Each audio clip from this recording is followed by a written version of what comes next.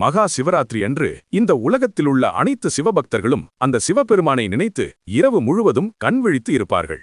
இருந்தும் எல்லாராலும் அந்த சிவனுடைய அருளை பெற்று சிவராத்திரி விரதமிருந்த பலனை பெற முடியாது. அதற்கு காரணம் நாம் அன்று ஒரு நாள் செய்கிற தவறுதான். விரதமிருந்தும் பலன் கிடைக்காமல் போகிறது.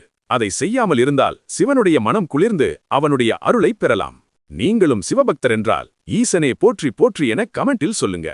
இந்த வீடியோவை ஸ்கிப் செய்யாமல் கடைசி வரைக்கும் பாருங்க. அந்த தப்பை செய்யாமல் இருங்க.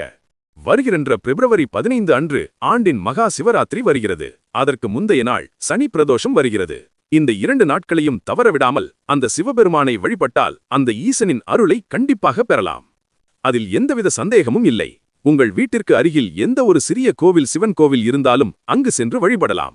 இந்த கோவிலுக்குத்தான் செல்ல வேண்டும், அந்த கோவிலுக்குத்தான் செல்ல வேண்டும் என எல்லாம் எதுவுமே கிடையாது.